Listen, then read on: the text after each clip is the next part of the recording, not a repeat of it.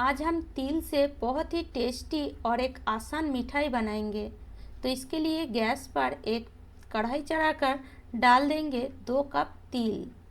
Gas की flame को बिल्कुल लो में रखेंगे और ये तिल को थोड़ी देर हम भून लेंगे, मतलब ड्राई रोस्ट कर लेंगे थोड़ी देर के लिए तिल को, जिससे तिल थोड़ा सा क्रिस्पी बन जाए और तिल का थोड़ा सा कलर भी चेंज हो जाती है भूनने से।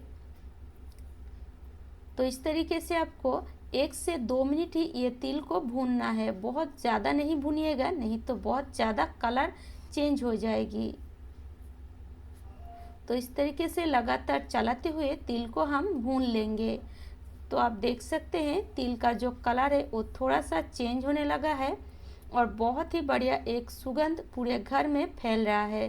तो इस तरीके से जब तिल से सुगंध निकल आए और तिल का जो कलर है वो थोड़ा सा चेंज हो जाए, आप थोड़ा सा मुंह में डालकर देखिएगा, क्रिस्पी लगेगी, तभी आप गैस को बंद कर दीजिए। और गैस को बंद करके अब हम ये तिल को ठंडा कर लेंगे। तो इसके लिए हम एक थाली में तिल को डाल देंगे और अब हम ले लेंगे एक मिक्सी का जार और मिक्सी के जार में ये जो तिल है हम डाल देंगे। इसीलिए तिल को हमें थोड़ा सा ठंडा कर लेना है, नहीं तो गरम गरम अगर आप ये तिल को पीसने जाएंगे तो तिल से तेल निकल आती है। तो थोड़ा सा ठंडा करके फिर आप तिल को मिक्सी के जार में डाल सकते हैं। और ये तिल को हमें बहुत ज़्यादा महीन नहीं पीसना है, बस थोड़ा सा दरदरा हो जाए उसी हिसाब से तिल को हमें पीसना है। बस आप एक बार मिक्सी को चला दीजिए, फिर आप तिल को मतलब बहुत ज़्यादा नहीं चलाए, एक बार चलाते ही तिल पीस जाती है। देखिए थोड़ा सा जो तिल है वो थोड़ा सा पीसेगा और थोड़ा सा दरदरा रहेगा, कुछ तिल ऐसे ही रहेगा और कुछ तिल पीस जाएगा, बिल्कुल इस तरीके से।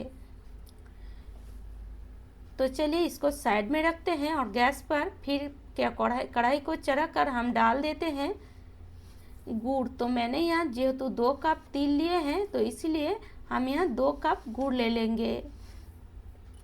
गुड़ आप थोड़ा सा कम भी कर सकते हैं, अगर आप मीठा कम खाते हैं तो थोड़ा सा पानी ऐड कर देंगे और गुड़ को बिल्कुल मेल्ट कर लेंगे। तो गैस की फ्लेम को इस समय बिल्कुल लो में रखेंगे और गुड़ को गला लेंगे। थोड़ा सा पानी ऐड करने से जो गुड़ है वो जलेगी नहीं और बहुत ही अच्छी तरीके से गल जाएगी। तो जब तक गुड़ गल रहा है तब तक हम ले लेते हैं यहाँ एक बटर पेपर। तो थोड़ा सा बड़ा साइज में ही हम बटर पेपर को काट लेंगे। इसको इस तरीके से फैलाकर इसमें थोड़ा सा घी ब्रश कर लेंगे, या आप चाहें तो थोड़ा सा ऑयल भी ब्रश कर सकते हैं। तो इसको आपको पहले से ही रेडी करके रखना होगा, मतलब जो बटर पेपर है उसको पहले से ही आपको रेडी करके रखना होगा, नहीं तो बाद में आपको टाइम नहीं मिलेगा। तो इसलिए देखिए बटर पेपर को रेडी करने के बाद गुड़ को चेक कर लेते हैं। गुड़ धीरे धीरे मेल्ट हो रहा है। जब गुड़ से अच्छी तरीके से पानी निकलने लगे तब हम गैस की फ्लेम को मीडियम में कर देंगे और गुड़ को चलाते हुए पकाएंगे। तो कुछ देर बाद गुड़ में एक उबाल आ जाती है और धीरे धीरे आपको ये गुड़ को इस तरीके से चलाते हुए पकाना है। बहुत ज़्यादा भी गैस की फ्लेम को हाई में मत कर दीजिएगा, नहीं तो गुड़ नीचे से लग जाएगी और जो गुड़ में जो पाक आना चाहिए वो नहीं आएगी। तो धीरे धीरे करके ही ये गुड़ को आपको पकाना है, बहुत ज़्यादा भी टाइम नहीं लगती है, बस 5 से 6 मिनट में ही आपका जो गुड़ है वो तैयार हो जाएगी। तो इस तरीके से गुड़ में एक फेना भी आती है, तो आप बीच बीच में गुड़ को चेक ज़रूर करिएगा।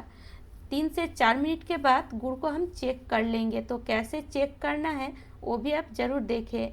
देखिए इस तरीके से एक कटोरी लेंगे, कटोरी में थोड़ा सा पानी लेंगे और उसमें आप गुड़ को इस तरीके से ड्रॉप ड्रॉप डालेंगे और जब हाथों से आप उठाए तो ये जब इस तरीके से उठे और बहुत ज़्यादा नरम नहीं लगना चाहिए, थोड़ा सा आपको सख्त लगे, बहुत ज़्यादा भी सख्त नहीं और बहुत ज़्यादा भी नरम नहीं। तो गुड़ हमारा और थोड़ा सा पकेगा, तो इसलिए हम और थोड़ा सा पकाने के बाद फिर से 1 से 2 मिनट पकाने के बाद फिर से हम चेक कर लेंगे। इस तरीके से हाथों में लेने से आप देखेंगे जो गुड़ है वो एक जगह इकट्ठी भी हो रही है आसानी से और हाथों में लेने से ये बहुत ज़्यादा सॉफ्ट भी नहीं लग रहा है। तो आप समझिएगा ये गुड़ बिल्कुल परफेक्ट पक गया है। इस तरीके से गुड़ को हमें पकाना है और ज़्यादा नहीं गुड़ को पकाएंगे। अब हम तिल पीस कर रखे हैं वो तिल को गुड़ के ऊपर डाल देंगे। तो आप समझ ही चुके होंगे आज हम बना रहे हैं तिल कूट।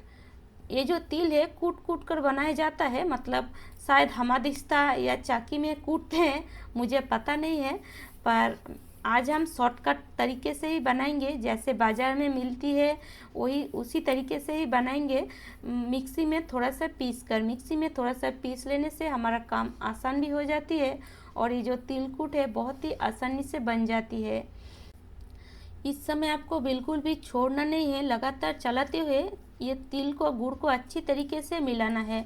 और आप देखेंगे थोड़ी देर बाद ही 1 से 2 मिनट बाद ही जो जो तिल और गुड़ है वो कढ़ाई छोड़ने लगेगी। जब इस तरीके से कढ़ाई छोड़ दे तब आप ये गुड़ और तिल को जो बटर पेपर हम फैला कर रखे हैं उसमें डाल दीजिए। सारे तिल और गुड़ को बटर पेपर में डाल देंगे और ये इस समय बहुत ही गर्म है, हाथ बिल्कुल भी मत लगाइएगा। आप क्या कीजिए, जो बटर पेपर है उसको इस तरीके से फोल्ड करते रहिए और जो हमारा तिल और गुड़ है वो भी धीरे धीरे इस तरीके से फोल्ड होता रहेगा। तो इस तरीके से अगर आप फोल्ड करेंगे तो ये बहुत ही जल्दी ठंडा भी हो जाएगी और इसमें एक शाइनिंग भी आएगी। और तिलकुट में इस तरीके से आपको थोड़ा सा मसलना है। इस तरीके से मसल लेंगे तो तिलकुट बिल्कुल आपका परफेक्ट बनेगा और एक शाइनिंग भी इस तिलकुट में आएगी। तो मैं इस तरीके से धीरे धीरे इसको मसल रही हूँ। इस समय हाथ आपको बिल्कुल भी नहीं देना है, हाथ देंगे तो आपका हाथ जल जाएगी, ये इतना गर्म होता है।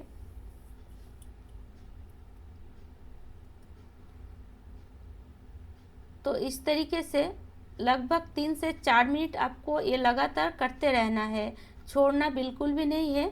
लगातार इस तरीके से 3 से 4 मिनट आप ज़रूर इसको उलटते पलटते इसको मसल लीजिए।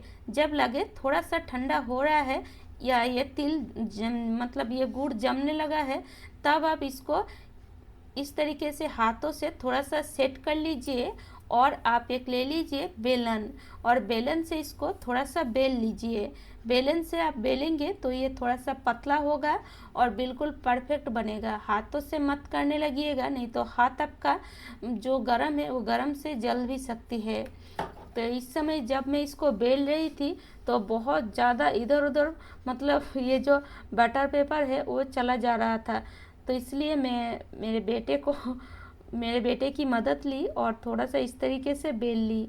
तो आप देख सकते हैं इसमें बहुत ही अच्छी तरीके से एक शाइनिंग आ रहा है, क्योंकि हमने इसको बहुत अच्छी तरीके से मसले हैं तो इसलिए बहुत ही अच्छी तरीके से एक शाइनिंग आ रहा है। तो इस तरीके से आप थोड़ा सा पतला ही इसको रखिएगा और पूरे सर्दी में आप ये तिलकुट बनाकर खा सकते हैं। जब मन चाहे तब बच्चों को दे सकते हैं, क्योंकि सर्दी में तिल खाना भी चाहिए और गुड़ भी हमें खाना चाहिए और बच्चे भी ये तिलकुट पसंद करते हैं। तो देख सकते हैं मैं इसे बेल रही हूँ। थोड़ा सा तो दिक्कत मुझे हो रहा है बेलने में, पर कोई बात नहीं, मैं इस तरीके से इसको बेल लूँगी। तो हमने इसको बेल लिए हैं और अब हम एक छुरी की मदद से इसको काट लेंगे। तो गरम रहते ही इसको आपको काटना है, ठंडा करके बिल्कुल भी मत काटिएगा, नहीं तो इसको आप काट नहीं पाएंगे। गरम गरम में ही इस तरीके से काट लीजिएगा या निशान बना लीजिएगा। तो जब ये पूरी तरह ठंडी हो जाए तब आप इसको निकाल देंगे तो बहुत ही अच्छी तरीके से जो आप काटे हैं वो उस तरीके से ही पीस आपका निकलेगा। तो इस तरीके से मैं इसको छोटा छोटा चौको पीस में काट लूँगी। परफेक्ट चौको पीस तो नहीं बना है, सबका साइज एक जैसा नहीं बना है, पर अगर हम घर में खाते हैं तो कैसे भी बना हो खाने में अच्छा ही लगता है। तो आप देख सकते हैं इसमें कितना शाइनिंग आया है और ये देखने में कितनी सुंदर लग रही है।